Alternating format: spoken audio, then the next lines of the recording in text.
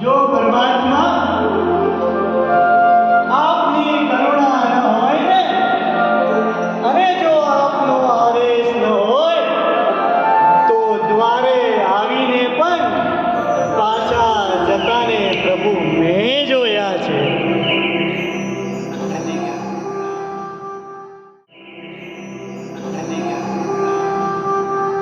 આજે તારા દર્શન થયા, ઓલા વર્ષાના આગમનથી પેલો મોર કેવો થંગની ઉઠે, એના કરતા પણ વધારે પ્રભુ આજે મારો મનનો મોરલો નાચી ઉઠ્યો છે. વિતરાગ, કેવું અદ્ભુત તારું અનુપમા રૂપ તો જો. આપના તન પર શોભતું આ આંગી રૂપી પહેરવેશ પેલા ચક્રવતીના વેશને તો ક્યાંય ઝાંખું કરી નાખે. આપના આ રૂપને જોઈ કેવી રીતે હું મોહિત થયા વગર રહી શકું? આપના રૂપને વર્ણવું મારા માટે શક્ય જ નથી. હું કેવો અહોભાગી! આપનું શાસન મને મળ્યું. પ્રભુ, આપની કેવી દિવ્ય વાણી અને કેવું આપનું ઐશ્વર્ય, એ જોઈ સમગ્ર જીવ રાશિ આપને નમન કરે. હે ત્રિભુવન નાયક, આપના જન્મ સમયે 14 રાજલોકમાં રહેતા સમગ્ર જીવો કેવો સુખ અને શાંતિનો અનુભવ કરે. પ્રભુ, આપ કોણ છો? મારા સ્વજન, મારા રક્ષણહાર છો. ત્રણેય જગતના દેવ એમને એમ નથી કહેવાતા. બધાય દેવી દેવતાઓ આપની ભક્તિ અને આપની સેવા કરવા માટે ઝંખના કરે, અને એ સૌભાગ્ય મને મળ્યું.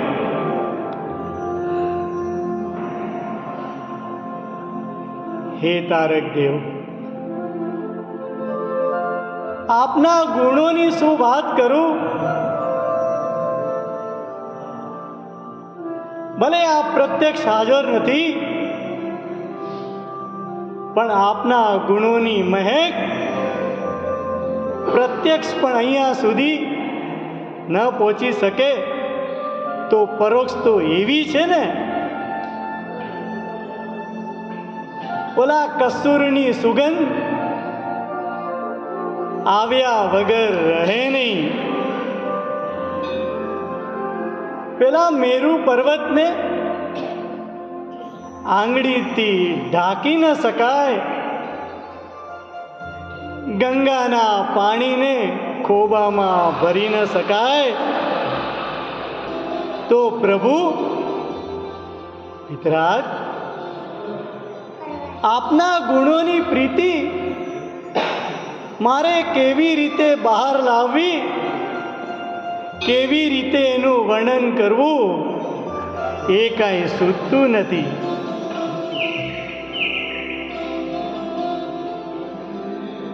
મારા જીવનને મારે સુગંધી બનાવવું છે. ભલે જો હું પુષ્પ ન બનું, કેમ? મારે પુષ્પ બનવું છે. જો હું પુષ્પ બનું ને તો એક દિવસ તારા ચરણે રહેવાનું મને સૌભાગ્ય મળે. મારે ચંદન બનવું છે. ભલે ઓરિસે ઘસાવવું પડે ને, શું વાંધો, પણ એ ઓરિસે ઘસાઈ અને તારા તન પર રહેવાનું મને સૌભાગ્ય મળશે. એક વાત કહું,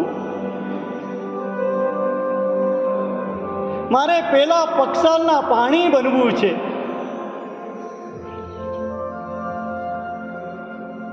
મારે અંગ લૂછણું બનવું છે.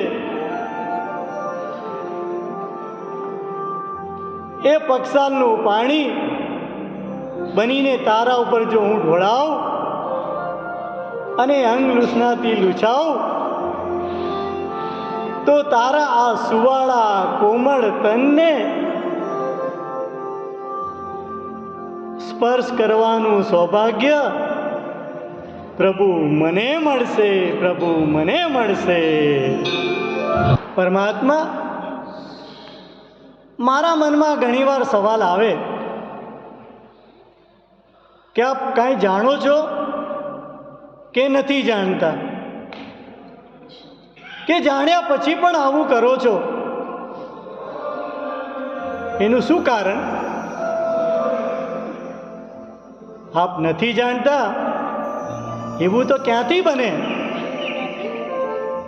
જો આપ જાણીને પણ ન કરો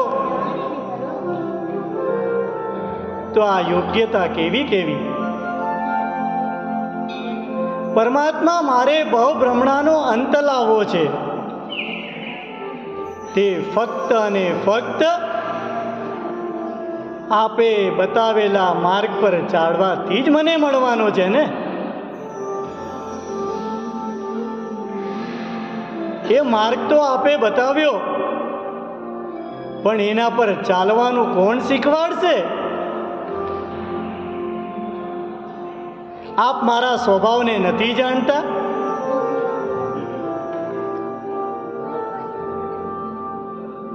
એક વાત કહું, આપ માનો કે ન માનો, મેં ક્રિયામાં કોઈ ખામી નથી રાખી. ભાવમાં કદાચ ખામી હશે, ક્યાંક પાછળ પડતો હોઈશ, પણ ખાલી એક વાર મારા હૃદયના ભાવને નિરખી લે ને. એક વાર મારા હૃદયના ભાવને નિરખ પ્રભુ, પછી ક્યાંય વાંધો નહીં આવે. નાથ, વિશ્વાસ કરને મારા પર. નાથ, મારા વિશ્વાસ કર. હું આપની ભક્તિ બીજા કોઈ કારણથી નથી કરતો. આપે આત્મ કલ્યાણ માટે સ્વાર્થ નતો સાધ્યો. યાદ કરો એ સમય કે આપની વિયોગમાં આપની માતા 1,000 વર્ષ સુધી રડી હતી. અરે એના પાપડ પણ સુકાઈ ગયા. ત્યારે આપનું પુત્રપણું ક્યાં ગયું હતું?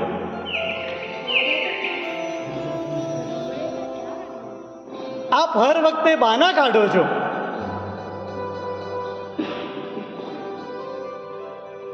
કે મારી પાસે આપવા માટે કાંઈ નથી. આ કાંઈ વાત થઈ? આપની પાસે તો દર્શન, જ્ઞાન, ચારિત્રના માર્ગે લઈ જવાનો અખૂટ ખજાનો છે. આપ ધારો ને એક જ ક્ષણમાં ઈષ્ટ સિદ્ધિને આપનારા છો.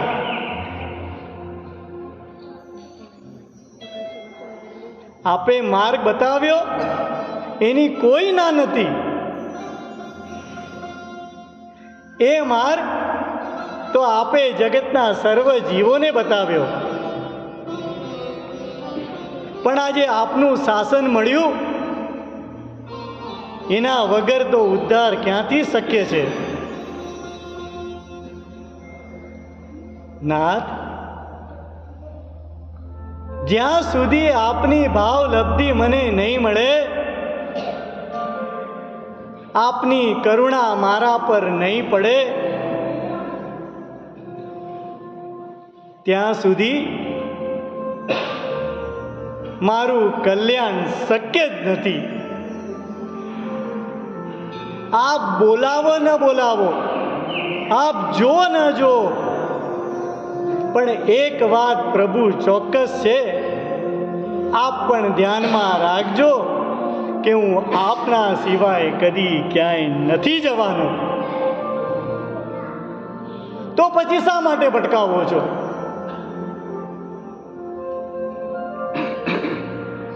હું જાણું છું,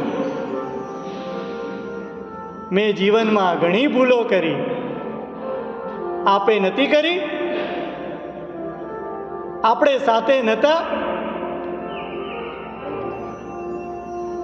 આપે પણ ભૂલો ભોગવી. આપ વયા ગયા, હું રહી ગયો. તો આપને નથી લાગતું કે આ સેવકને તારવો જોઈએ? માન્યું, હું નથી સમજતો એવી કોઈ વાત નથી, પણ કોઈ કર્મના યોગે આપની આંગળી નથી ચાલી શકતો, તો આપ ચાલી લો ને. આપે અષ્ટકર્મની સાથે કેવી લડત લડી,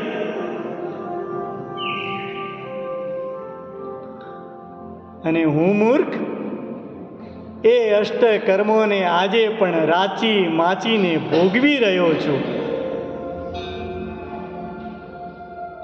હું કેવો જડ, કેવો વક્ર કે આપે દેખાડેલા માર્ગને સમજી ન શક્યો,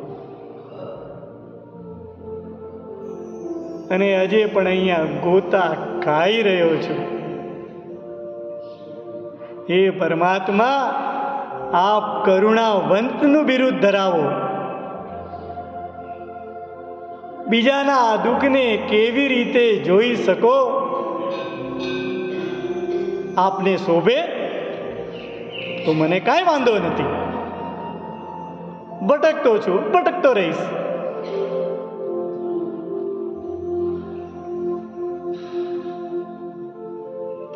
આપનું મળેલું શાસન, મળેલો જન્મારો અને સંસારનું ક્ષણિક એવું દેખાતું સુખ અને વિષય વાસનાની જે આસક્તિ મારામાં ભરેલી પડી છે, એ દુર્ગતિ સિવાય ક્યાં લઈ જશે? પ્રભુ, હવે મારે શું કરવું?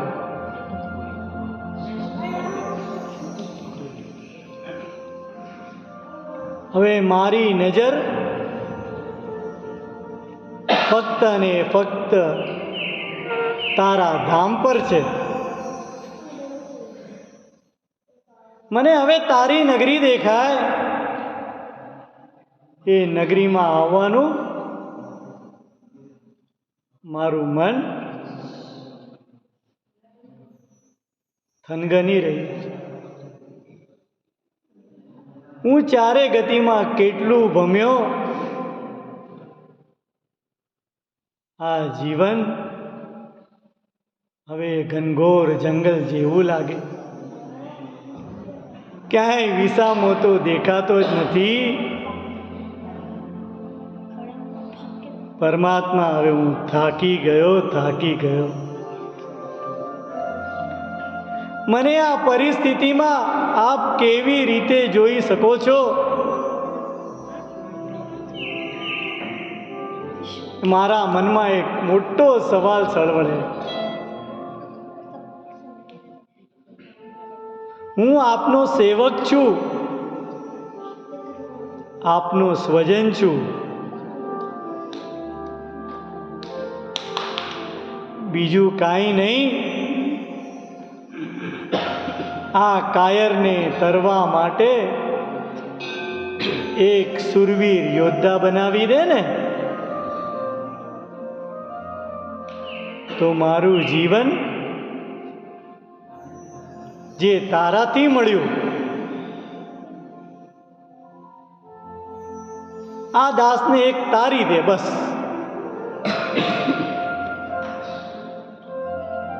આજે હું પરમાત્મા જે ભોગવું ને, મારા કરેલા કર્મોનું ફળ છે. એક વાત નિશ્ચિત છે, કરેલા કર્મો ભોગવીએ છૂટકો થવાનો છે. નાથ, તારી જેમ હસતા હસતા સહનશીલતાથી ભોગવવાની તાકાત મારામાં આપી દે ને બસ.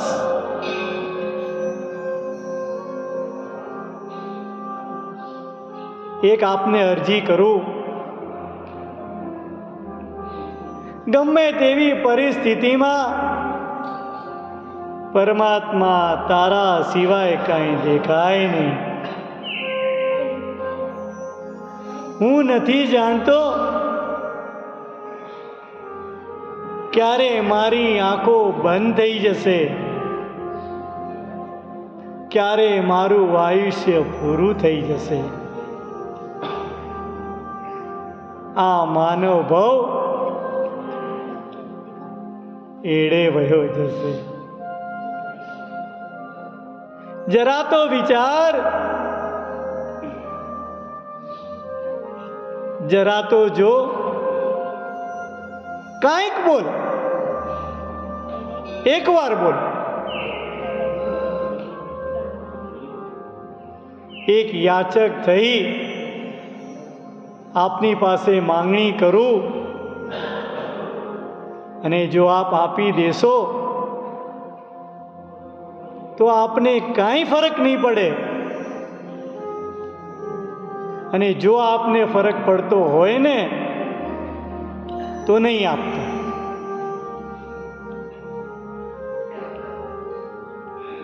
આપનું આયુષ્ય 84 લાખ પૂર્વનું હતું. કેવું આપનું ઉત્તમ સંગયણ હતું.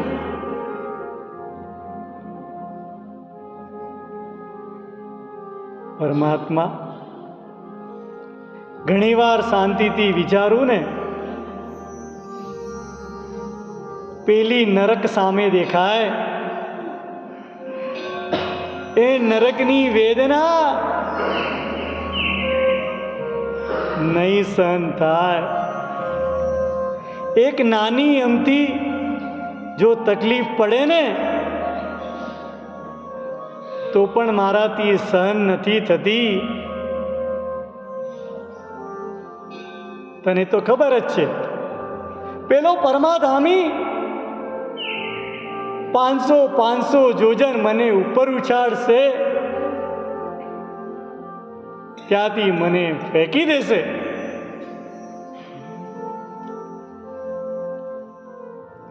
મારા આ દેહને અગ્નિમાં બાળશે. કેવા ભયંકર દુઃખો હું ક્યાંથી સહન કરીશ? ક્યારેક શ્વાનનું રૂપ લઈ મારી પાછળ દોડશે, હું ત્યાંથી ભાગીશ, ક્યાં જઈને અટકીશ?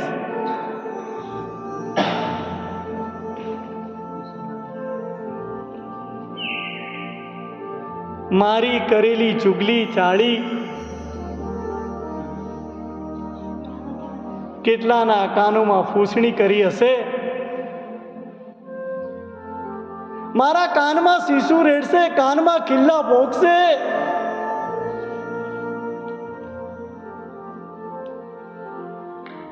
આ ભોગવેલા વિષય વાસનાને જ્યારે પરમાધામી દેવ લોઢાની પૂતળીથી મને આલિંગન કરાવશે, અસહ્ય વેદના થશે, એક ક્ષણ માટે મારું શરીર બળીને રાખ થઈ જશે. આનાથી તો કેટલા દુઃખો મારે ભોગવવા પડશે. નાથ, નહીં સહન થાય. હજી પણ કહું છું તારીને, નહીં સહન થાય.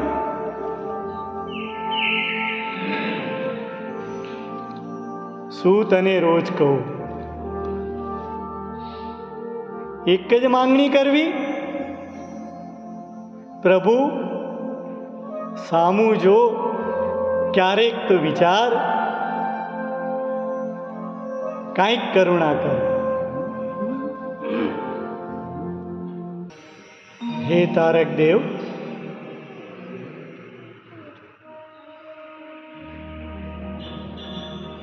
આપની પાસે એટલું જ માંગીશ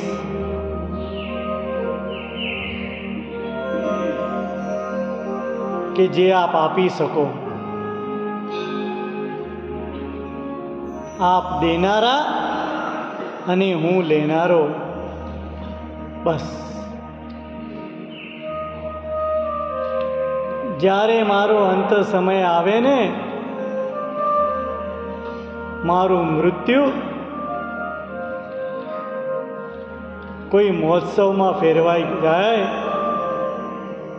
એવું કાંઈક કરજે. વિતરાગ,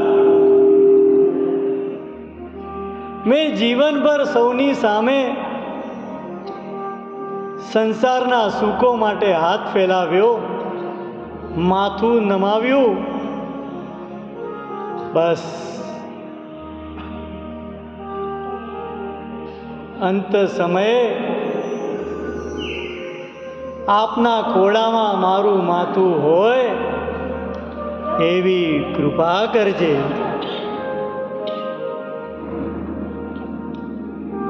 રાગ અને દ્વેષ ભોગવી કેટલા કર્મોના બંધનના પોટલા મેં બાંધ્યા. છેલ્લા સમયે કોઈ પ્રત્યે પણ અણગમો ન હોય, રાગ ન હોય, દ્વેષ ન હોય, એવી ક્ષમતા મને આપજે. આપીશ?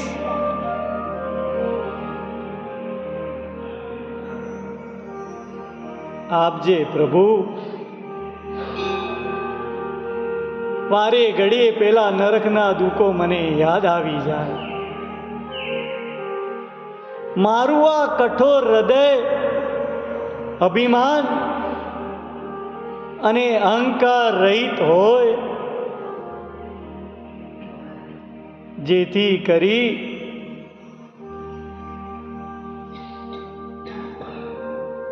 આ ભાવમાં કાંઈક આરાધના કરવાનું મન થાય, કોઈક સત્કાર્ય કરવાનું મન થાય, તો કદાચ કોઈક સદગતિ આવતા ભાવમાં મળે.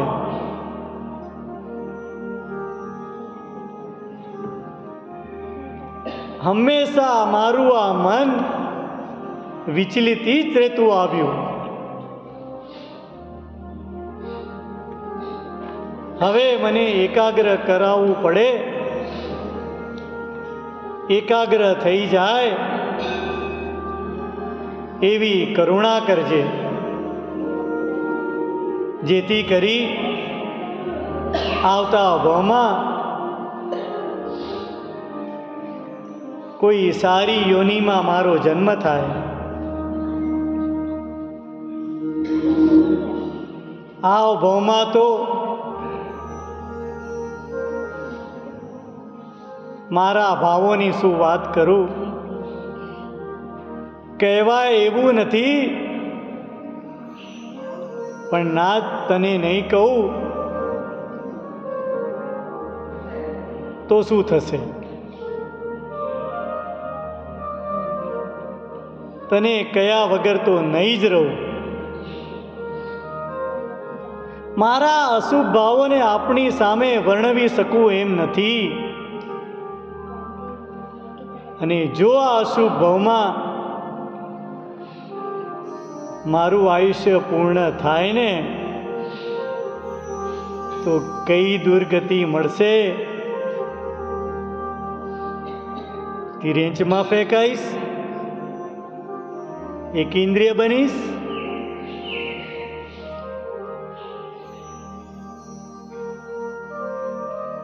બે ઇન્દ્રિય તો નહીં બનું.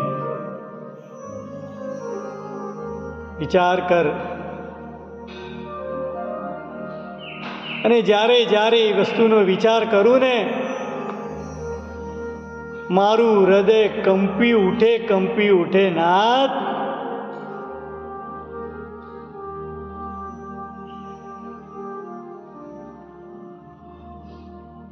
છેલ્લી વિનંતી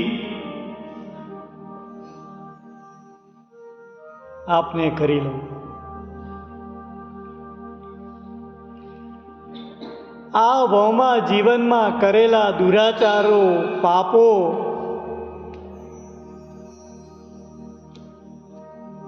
મારી કરેલી ભૂલો, ભલે મારા કાર્ય માટે ભૂલ શબ્દ નાનો હોય, મારી કરેલી ભૂલો, મારા ગુનાઓ નો કમસે કમ પશ્ચાતાપ થાય એવું તો કર.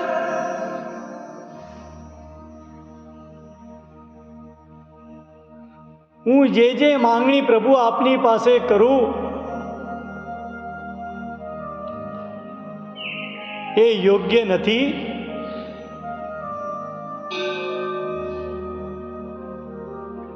ફરી ફરીને આપના સંબંધોને મને યાદ કરાવવાનું મન થાય. શું કરું, ક્યાં જાઉં?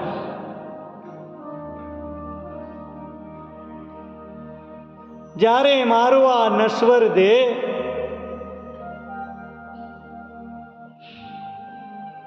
આત્માથી અલગ થાય,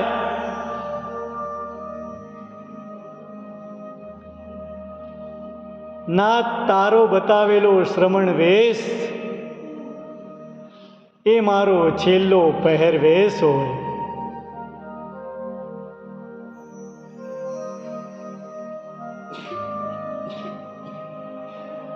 આપની કૃપાના પ્રભાવે હું કોઈક સદગતિને પામું,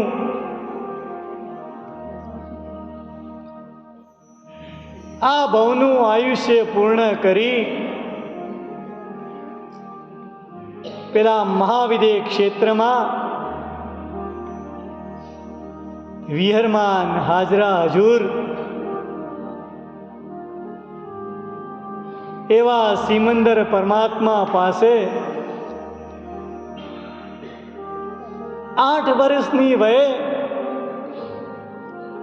ચારિત્રને અંગીકાર કરું અને મારા ભવભ્રમણાની બંધનમાંથી સદૈવ માટે પરમાત્મા મને મુક્તિ મળે